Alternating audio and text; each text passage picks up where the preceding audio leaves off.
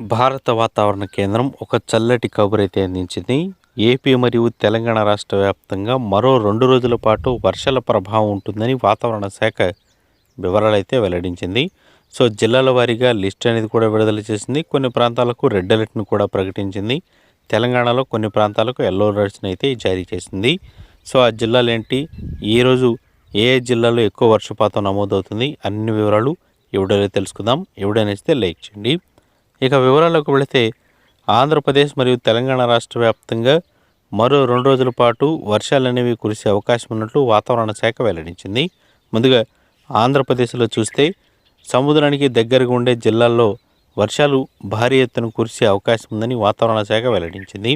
ముందుగా తిరుపతి, చిత్తూరు, నెల్లూరు, కావలి మరియు విశాఖపట్నం, విజయనగరం, శ్రీకాకుళం జిల్లాల్లో భారీ వర్షాలు కురిసే అవకాశం ఉందని, మిగిలిన ప్రాంతాల్లో తేలికపాటి నుంచి ఓ మోస్తరు వర్షాలు కురిసే అవకాశం ఉందని వాతావరణ శాఖ అయితే అంచనా వేసి తెలియజేసింది.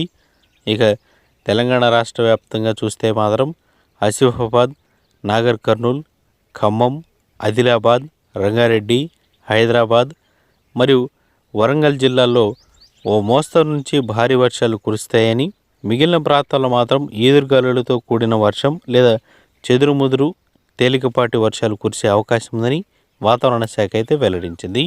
ఈ 2 రోజుల పాటు వర్షాల తీవ్రత అనేది కొద్దిగా ఉంటుందని, కొంచెం జాగ్రత్త వహించాలని, పిడుగులు పడే అవకాశాలు ఎక్కువగా ఉన్నాయని కూడా వాతావరణ శాఖ అయితే వెల్లడించింది.